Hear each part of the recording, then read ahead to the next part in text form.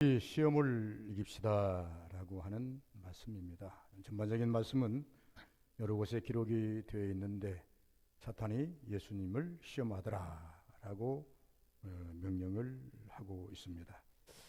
여기만이 아니라 많은 성경이 우리 영적 시험에 대해서 여러 곳에 기록을 해 놓았습니다. 왜 이렇게 많이 시험에 대해서 기록해 놓았을까라고 하는 것은 우리가 우리 삶을 살아감에 있어서 많은 시험을 당하고 있다는 겁니다. 그 시험이라는 것은 눈을 열어서 볼 수 있으면 좋겠는데 보지 못하면 일상으로 넘어가는 것이고, 그걸 잘 파악하다 보면 이것도 시험이구나 저것도 시험이구나 라고 생각할 수 있는 것들이 너무나 많이 있다는 것이죠. 일례를 든다면 내가 길을 가다가 뭔 생각해서 잘못 길을 갔다, 그것도 시험입니다. 그래, 생각을 다른 곳에 하나님을 생각해야 할 그 시간에 하나님을 생각지 않고 세상으로 막 달려가면 그것도 하나의 시험이라고 하는 것입니다. 시험이라는 것은 무엇인가? 시험이라는 것은 내 신앙을 척도를 이제 달아보는 것이고, 시험이라는 것이 무엇인가? 넘어짐을 전제로 한다, 이렇게 보시면 되는 것입니다. 그럼 넘어지지 않으려면 시험을 이겨야 하는 것이 우리의 사명이다, 이렇게 볼 수 있겠다, 그렇습니다. 오늘 본문 속에는 심지어 예수님에게도 시험하는 사탄이 찾아와서 예수님을 시험하더라. 예수님은 영적으로 하나님이신데 하나님까지 시험할 정도 된다고 한다면 우리야 얼마나 더 많이 시험을 하겠는가. 성경에 찾아보니 물론 모든 성경이 다 시험을 당합니다만은, 그러나 모든 사람들 중에서 보니까 본문에 예수님도 아담도 노아도 그 다음에 아브라함도 야곱도 모세도 다윗도 그 누구라도 다 시험을 당하더라, 그 말이에요. 시험을 당할 때에 시험을 잘 통과한 사람들은 그래도 그 신앙의 척도가 올라가는데, 시험에서 한번 넘어지면 그 상처가 너무 크더라는 겁니다. 출혈이 너무나 크더라는 겁니다. 때로는 생명을 잃어버리기도 하고, 때로는 재산을 잃어버리기도 하고, 때로는 자기의 모든 신앙을 다 까먹어버리기도 하고, 더 나가서 우리가 유익된 내 모습이 되어야 되는데 유익이 아니라 다른 어떤 존재에 손해를 끼치는 자가 되고 있는 주체가 되고 말더라라고 말씀을 하고 있습니다. 그러므로 오늘 1절에 보면 예수께서 성령의 충만함을 입어서, 예수님이 충만함을 입었으면 그 충만한 영을 가지고 세상을 구원하는 일에 올인하고 싶은데 그거를 방해하기 위해서 누가요? 성령이 끌려서 마귀에게 시험을 받는 그런 장면이 표출되는 것을 볼 수 있습니다. 그러므로 시험은 누구에게나 찾아온다. 목사에게도 찾아오고 여러분에게도 찾아온다. 그래서 잠시도 여러분들을 이제 가만히 있지 못하게 한다, 이런 부분으로 우리가 바라보시면 되겠다, 그렇습니다. 우리를 한번 우리는 돌이켜 보시기 바랍니다. 하루를 사시고 난 다음에 하루를 한번 복귀를 해보시기 바랍니다. 아침에 눈 뜨고 일어나서 저녁에 잠자리 눕기까지의 보통 24시간은 아닐지라도 한 10몇 시간 동안을 복귀를 한번 해보시기 바랍니다.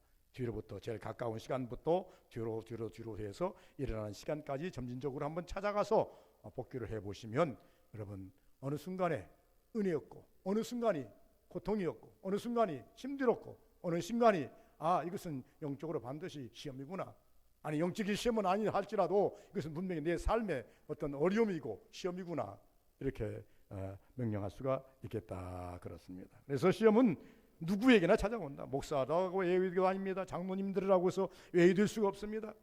신앙인들에게는 더더욱 잘 찾아오는 것들을 볼 수가 있겠다, 그 말입니다. 그러면 시험이 찾아오는 이유는 무엇인가? 오늘 실체를 구분해 보자는 것입니다.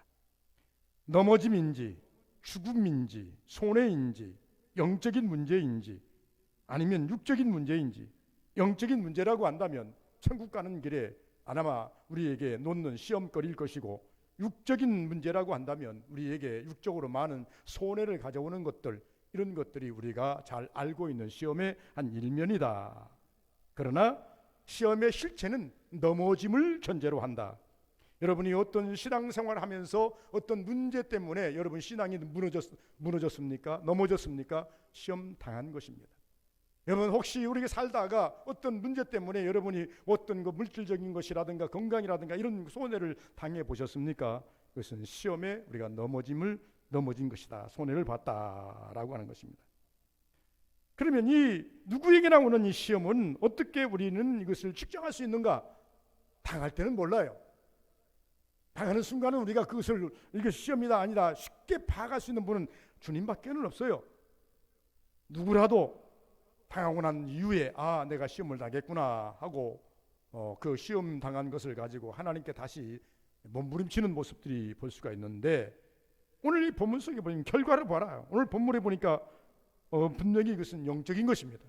육적인 것이 아니라고 하는 것입니다. 우리가 다른 시험은 당한다 할지라도 회복이 될 수 있지만 영적인 것은요 정말로 상처가 큽니다. 그러므로 우리는 적어도 신앙 중에서 영적인 신앙은 정말 당하지 않아야 됩니다. 제가 해보니까 영적인 시험은요 회복하기가 매우 쉽지가 않습니다. 마음이 이상하게 자꾸 이게 굳어지고 또 내 마음이 쉽게 받아지지 않는, 제가 이 복음서를 읽으면서 계속 밭에 대해서 계속 모든 공관복음에서 계속 나옵니다만은 마태복음 13장을 비롯해서 여러 군데 나옵니다. 분명히 4가지 밭에 대해서 얘기하지 않습니까? 길바닥, 돌밭, 가시덤불밭, 옥토. 항상 말씀드립니다. 하나님이 관심 있는 밭은 무슨 밭이라고요? 옥토. 쉽게 말하면 여기에 다 같이 한 자리에 앉아 있지만 그러나 각자의 개성 있는 여러분의 그 심령밭이 옥토가 됐다고 한다면요, 그 옥토된 여러분의 그 심령에 주님은 은혜를 심기를 그렇게 소원하고 계실 것이고 말씀을 심기를 그렇게 소원하고 계실 것입니다. 그리고 거기다 심으면 아멘하고 받아서 그것이 30배, 60배, 100배의 결실을 냈습니다. 그런데 주님이 제일로 안 좋게 보는 맛이 무엇이냐? 길바닥입니다. 예수께서 길바닥을 이야기하면서 길바닥에 떨어진 씨앗은 싹도 트기 전에 새들이 와서 사탄이 와서 먹어버렸느니라. 내 마음이 여러분 마음이 제 마음과 여러분 마음이 오늘 옥토가 되지 못하고 덤풀밭도 되지 못하고 돌짝밭도 되지 못하고 길바닥으로 남아있다고 한다면 예수님은 이런 밭에다가 말씀을 주시기를 원하지 않습니다. 이유는 주자마자 바로 사탄이 가져가 버리기 때문에. 이런 사람은 아무 결실도 있을 수가 없다 이렇게 말합니다. 그러므로 우리는 적어도 마음을 강팍하게 하지 말아요. 근데 이게 영적인 것을 이야기했거든요. 영적인 밭 중에서 제일로 악한 밭이 무슨 밭이냐? 마음을 강팍하게 하는 밭. 마음이 굳어져 버린 밭. 씨를 뿌려도 도저히 받아들일 수 없는 그런 밭. 이런 밭을 이게 말합니다. 그러므로 우리는 결과를 보아야 돼. 영적인 이 시험은 당하지 않아야 된다. 예수님에게 오신 예수님 찾아왔던 이 사탄, 누구에게나 찾아온다는 사실을 먼저 인지해야 됩니다. 그러므로 눈 뜨는 순간, 심지어 저는 이렇게 생각해요. 꿈속에라도 주님 만나기를 원합니다. 꿈속에도요 악한 영 만나면요 얼마나 힘든지 몰라요. 악몽 껴보십시오. 피곤해요. 아침 자고 일어나면요 이거 잠잔 것 같지가 않아요. 힘이 쫙 빠져요. 저는 가끔씩 사탄과 저녁에 자면서 사탄과 싸웁니다만 꿈속에 찾아와요. 저 사탄이구나. 그러면 주여 예수 이름으로 물러갈지어다. 안 물러가요. 한번 몸부림치고 싸우다 보면 어느 순간에 쑥 빠져. 그러면 힘이 쫙 빠져가지고 얼마나 힘든지 몰라요.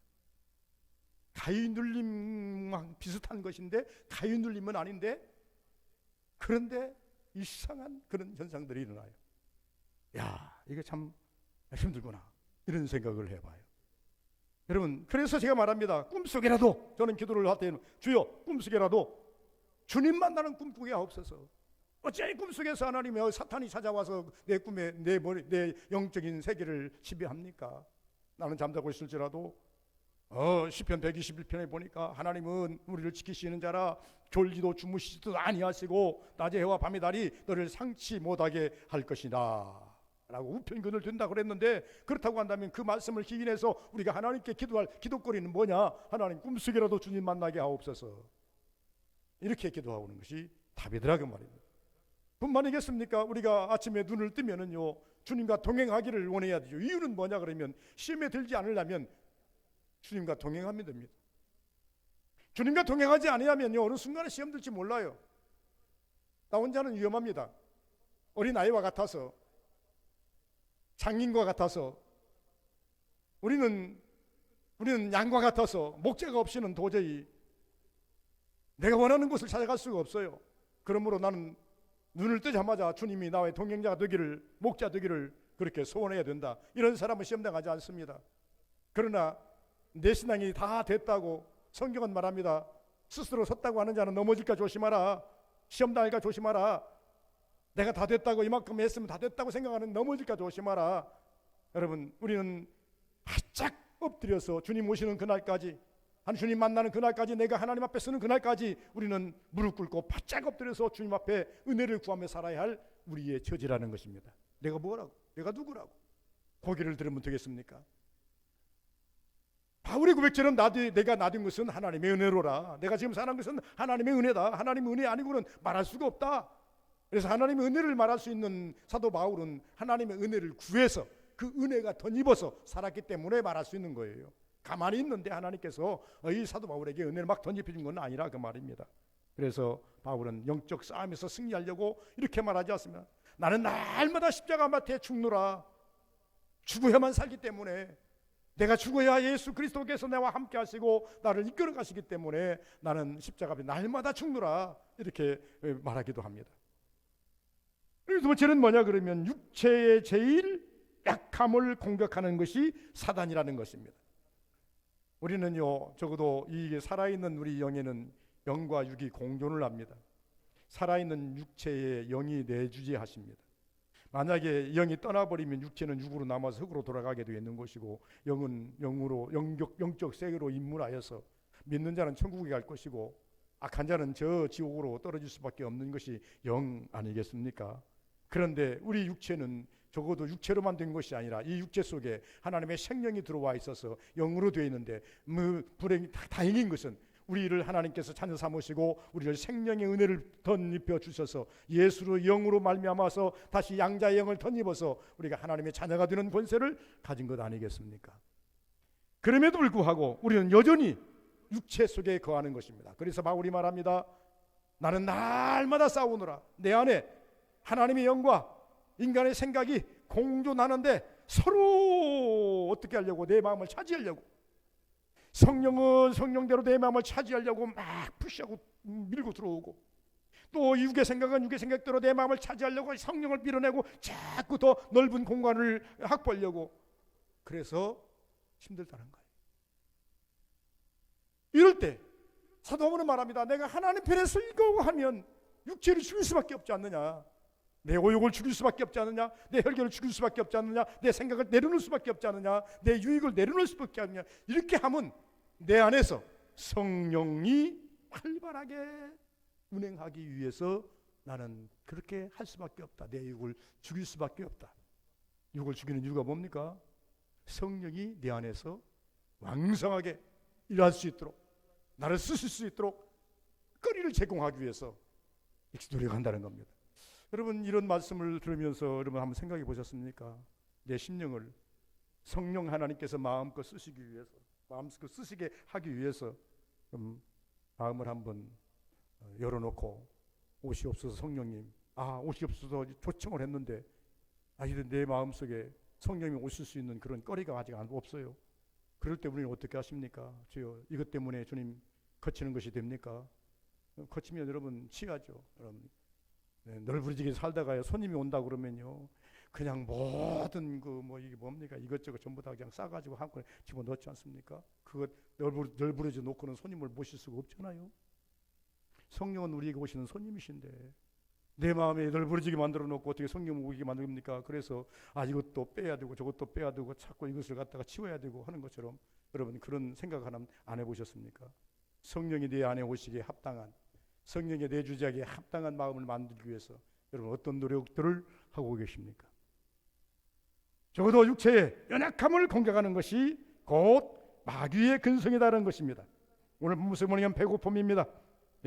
제일 취약한 것을, 생명의 약점, 그리고 제일 취약한 것을 드러나게 만드는 것이 곧 사탄인데, 오늘 본문에 배고픔, 의식주 문제를 가지고 옵니다. 물질, 눈에 보이는 것, 좋게 부럽게 보이는 것들을 가지고 옵니다. 그리고 난 다음에 출세의 가도를 볼 수 있는 그런 거리를 가지고 옵니다. 그러나 이 모든 것들은 다 어떤 것들인 것입니까? 이것은 세상적인 것들인 것입니다. 영과는 아무 상관이 없는 무관한 것입니다. 이 땅에서는 그걸 가지면, 예수님께서 그걸 가지면 추앙을, 많은 사람들로부터 추앙을 받을 수 있을지 모르지만은 영적인 것하고는 아무 상관이 없는 것입니다. 하나님께서는 출애굽기 20장에 보면 십계명을 우리에게 딱 던져주십니다. 십계명의 그 제도는 무엇인가 하니까 너희들이 이것을 지킬 때에 영도 유익이 있고 육도 유익이 있느니라. 영육의 유익을 위해서 십계명을 우리에게 던져주셨습니다. 이 십계명을 던져주신 이 이유는 뭐냐 그러면, 우리 이것을 가지고 출세하라고 하는 것이 아닙니다. 이걸 지킴으로 말미암아 너희들이 천국에 올 수 있어야 된다는 겁니다. 십계명을 지켜서 천국에 오라는 겁니다. 이것이 십계명의 원리라 그 말입니다. 세 번째는요, 순간의 찰나에 속지 말라는 겁니다. 시험거리 중에서도 최고의 우리가 속기 쉬운 것들인데 순간의 찰나에 속지 말라는 것입니다. 예수님에게 보여주신 세상엔 최고의 것입니다. 우리는 이렇게 여기서 생각해 봅니다.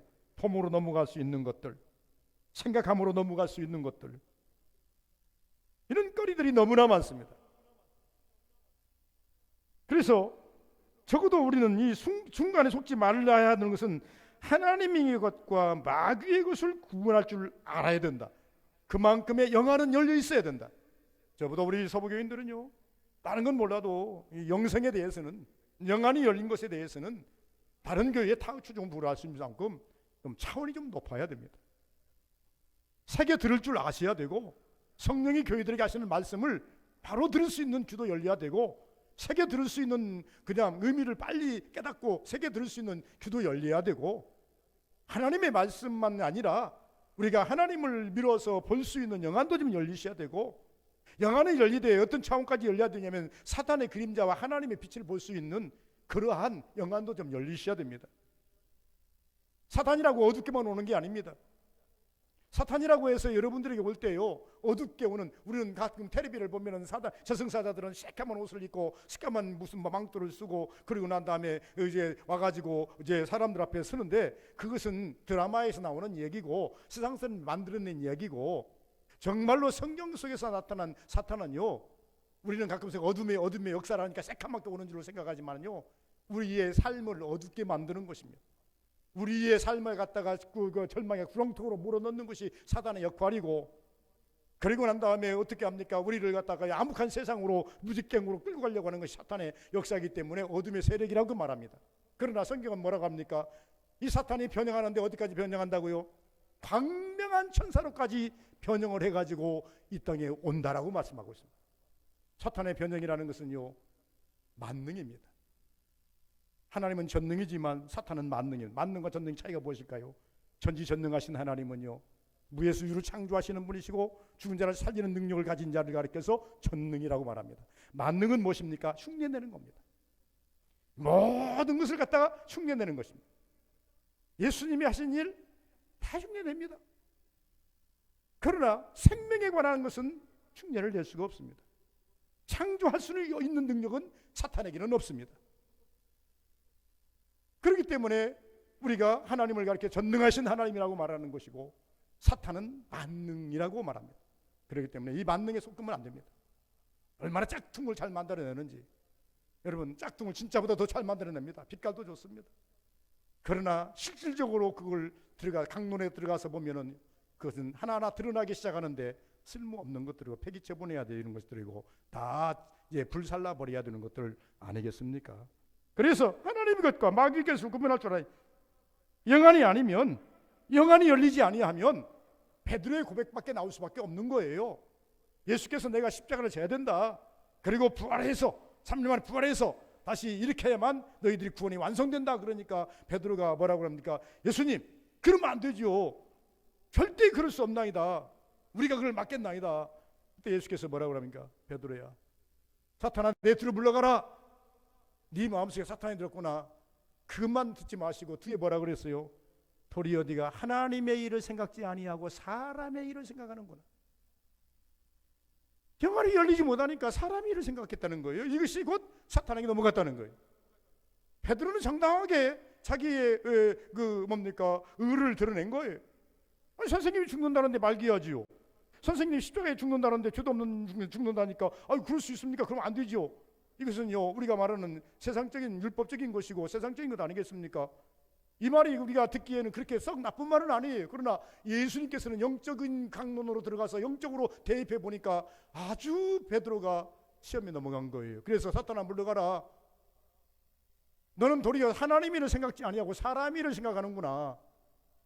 네 생각은 그건 사람의 생각이고 사탄의 생각이다. 베드로가 왜 이런 말을 했을까요? 영적인 분별을 못했기 때문에 그런 것 아니겠습니까? 시험을 이기는 방법은 영적인 분별을 잘 하셔야 됩니다. 더 나아가서 아무리 사단의 것 가지고 화려하게 살아도 유익이 없다는 것을 알아야 된다는 것입니다. 예수님께서 왜 거절했습니까? 아무리 좋은 것, 아무리 많은 것, 이 모든 것들을 예수님께 제입하고 보여주어서도 그것은 이 세상의 것이지 천국의 것은 아니라고 하는 것입니다. 예수님께서는 이 세상이 언제 다 소멸될 것을 말씀하고 있습니까? 이 세상이 다 소멸될 것에 대해서 이야기하는 것은 예수께서 몇 번 말씀하셨습니다. 예수님 재림 때가 되면, 천국이 완전히 건설이 되면 이 모든 것들은 전부 다 패하고 해도 떨어지고 달도 떨어지고 우주 만물의 모든 그 기능들이 다 떨어지고 이 지구도 사라지겠죠. 사라지고 하나님께서 신천 신지 새 예루살렘, 하나님이 만드는 새로운 세계의 땅, 새 에덴으로 우리를 이끌어 가겠다. 그때까지는 이 땅에서 존재한다. 그러면서 이 땅에 존재하는데 얼마나 이제 문화가 발달하는지. 과거에 제가 어느 책을 읽었어요. 80년대입니까? 90년대 뉴에이지 운동이라는 그런 책을 읽어봤습니다.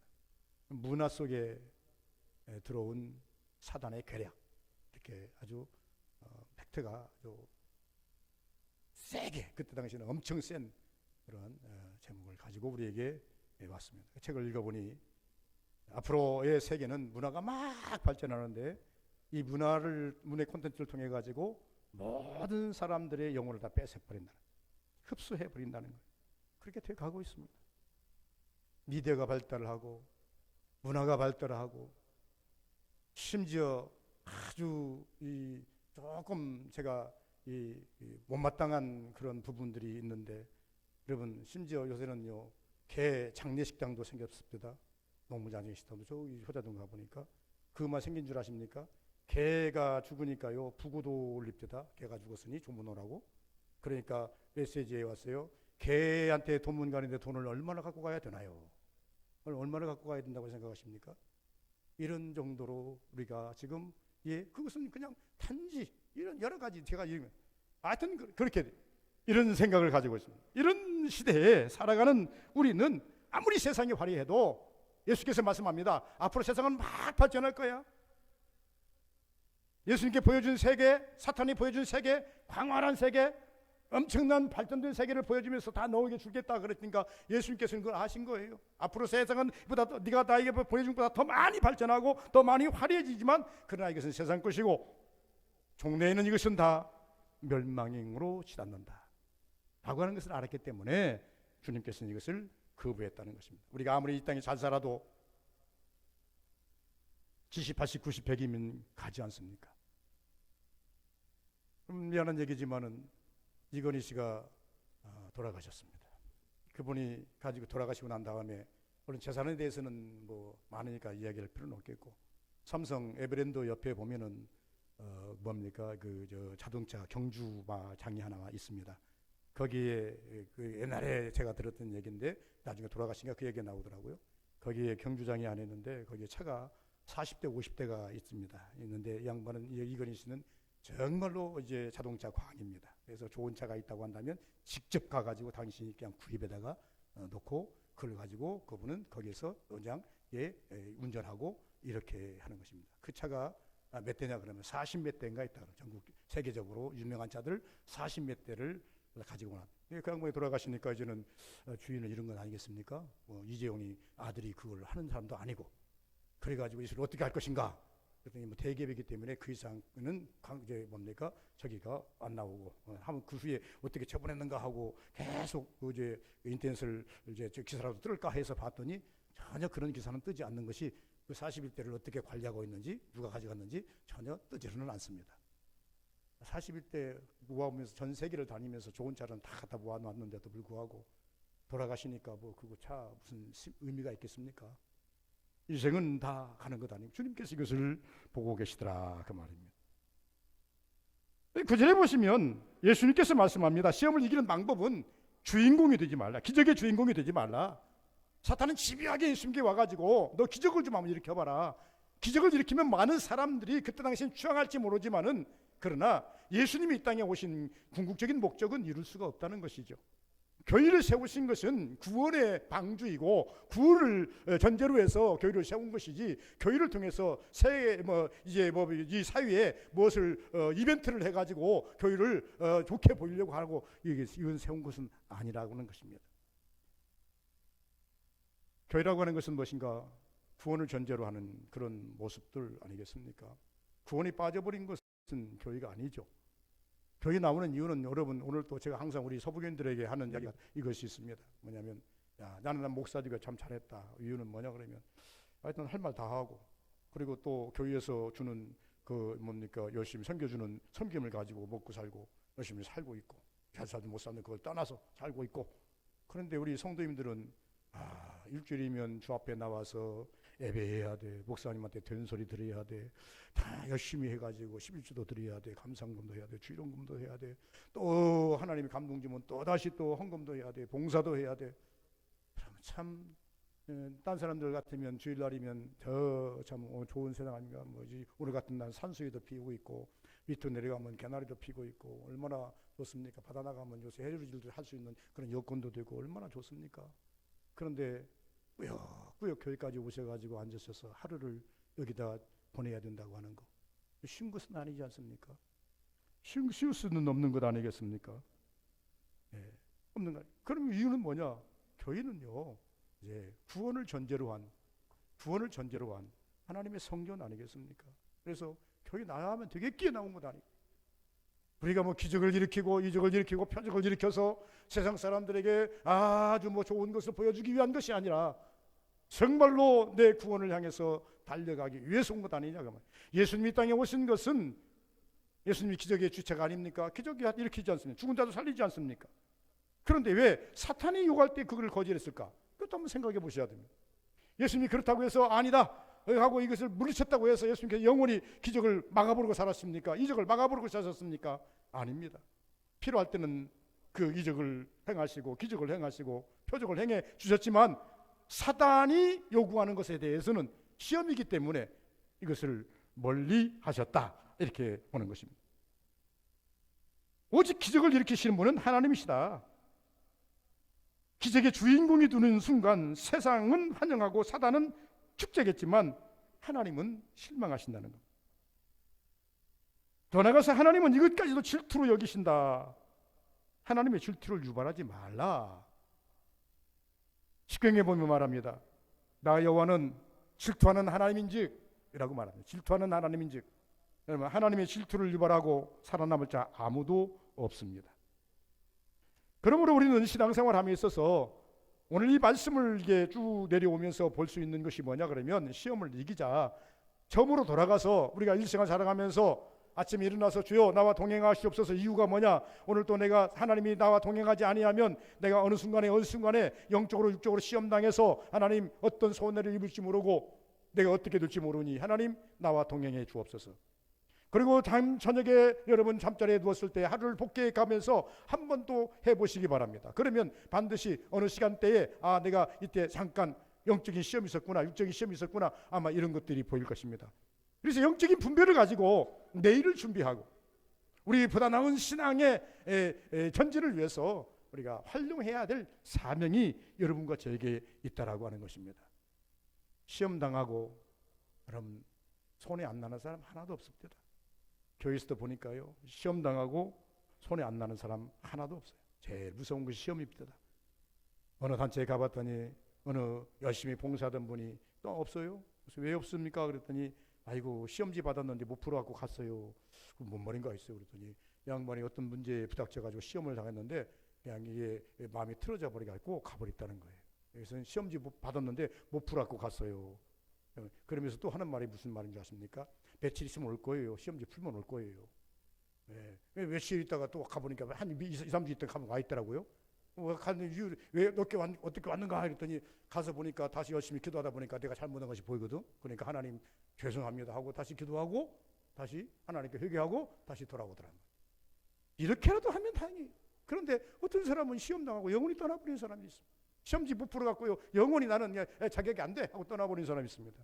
그러나 우리는 적어도 신앙생활함에 있어서 많은 시험거들이 찾아오지만 그러나 우리는 예수 이름으로 물리치면 됩니다. 시험 푸는 방법은 예수 이름으로 물리치면 됩니다.